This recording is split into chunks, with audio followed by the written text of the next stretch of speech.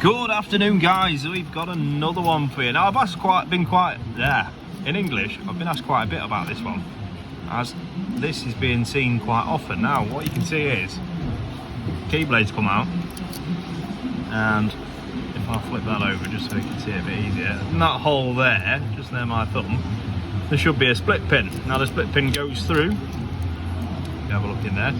It goes through, sits in a groove on the key blade.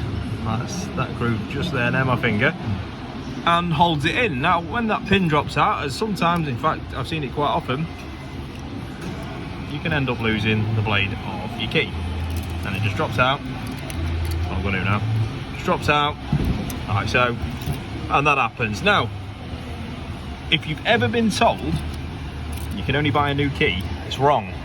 It's wrong. So you can actually buy the roll pins. Now I'll put a link in the comments and the description below, but you can buy these roll pins. Now that's going to save you a world of hurt, because these are actually pennies in comparison to a key, which at last check a key is about 150 to 200 pound, and then you've got to have it coded into your car as well. It's all just a bit of a nightmare, but you can buy just the roll pins delivered to your house for not a lot of money at all. As you know, things are expensive at the minute. I'm sharing tips and tricks on how to make things that little bit more bearable for yourself. So, don't think I'll be able to do it on camera. I'll give it a go. Bear with. I'll just pop it in slightly and I'll show you exactly what's going on. We're back. Right, so what I've done is fold the key over, and it's going to hold the key in the perfect position. Pop the roll pin in so it's just started, and then you don't need to tap it with a hammer or anything like that. If you just get right, the edge of your toolbox, something hard,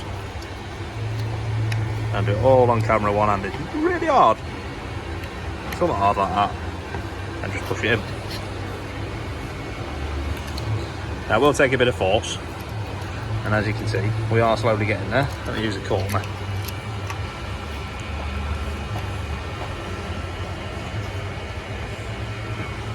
But you know, if you're giving it a bit of force, it ain't gonna fall back out. So there we go, guys, that's in.